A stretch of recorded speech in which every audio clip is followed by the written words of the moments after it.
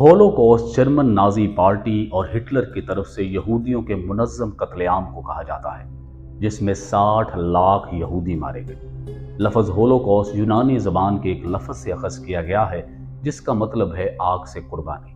1933 میں جب German Nazi party Germany میں اقتدار میں آئی تو اس کا خیال تھا کہ جرمن لوگ نسلی اعتبار سے اعلیٰ لوگ ہیں اور غیر جرمن لوگ کم تر لوگ ہیں، اور اس میں بھی یہودی سب سے کم تر ہیں۔ جرمن نازی پارٹی کا خیال تھا کہ جرمنی کی پہلی جنگ عظیم میں شکست کے ذمہ دار یہودی ہیں اور ملک میں معاشی بدحالی کی ذمہ داری بھی ان پر عائد ہوتی ہے، کیونکہ پورے جرمنی میں زیادہ تر بڑے کاروبار یہودیوں کے تھے۔ ہولوکوسٹ کسی ایک دن، مہینے یا سال میں نہیں ہوا، بلکہ 1933 سے لے کر 1945 تک ہولوکوسٹ مختلف طریقوں سے جاری رہا، جس میں 6 ملین یہودی مارے گئے۔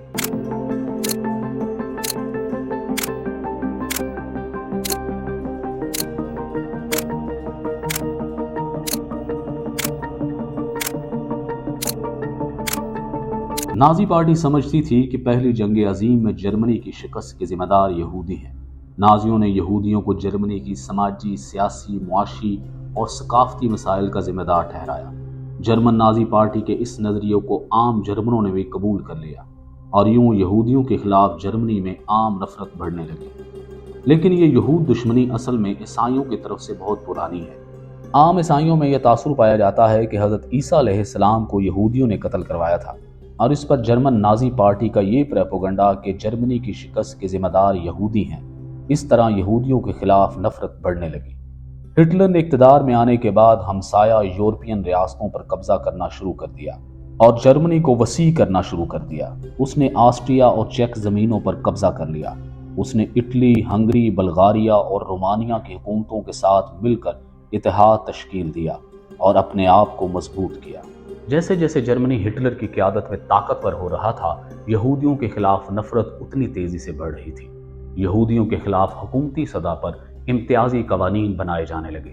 ان میں سے ایک یہ بھی تھا کہ ہر یہودی، چاہے بچہ، عورت، مرد ہو، اس کے لباس پر ڈیوڈ سٹار ہونا چاہیے، جسے یہودی سٹار بیج بھی کہا جاتا تھا، تاکہ یہودیوں کی پہچان کرنا آسان ہو۔ اگر اس نے وہ نہیں پہنا تو اس کے ہاتھ کی کلائی میں یہ نشان ہونا ضروری ہے، جس سے پتہ چلے کہ یہ شخص یا بچہ، عورت، یہ یہودی ہے۔ اس کے بعد یہودیوں کے کاروبار کا بائیکاٹ ہونے لگا۔ یہودیوں کو شہروں سے نکال کر دور چھوٹی چھوٹی بستیوں میں حراستی مراکز کے طور پر رکھا جانے لگا، اور کچھ یہودیوں کو دوسرے ملکوں میں جبری طور پر جلا وطن بھی کیا جانے لگا۔ تندرست یہودیوں سے جبری مشقت لی جاتی تھی۔ اس کے علاوہ یہودیوں کی عوامی سطح پر تذلیل کی جاتی تھی۔ ان تمام اقدامات کے بعد یہودیوں کے خلاف نفرت، تشدد، ڈکیتی، قتل اور ان کی بستیوں پر حملے کرنے جیسے واقعات بڑھنے لگے۔ ایک طرف یہودیوں کے خلاف یہ حکومتی اقدامات تھے اور دوسری طرف ہٹلر جنگ عظیم میں جرمنی کی شکست کا بدلہ لینے کے لیے بےتاب تھا۔ 1941 میں دوسری جنگ عظیم شروع ہو گئی۔ اب نازی پارٹی دو محاذوں پر تھی، یہود دشمنی اور جنگ عظیم۔ تو نازی پارٹی نے یہودیوں کا آخری حل موت ہی سوچا، اور اس مقصد کے لیے یہودیوں کا قتل عام دو طریقوں سے کیا جاتا تھا۔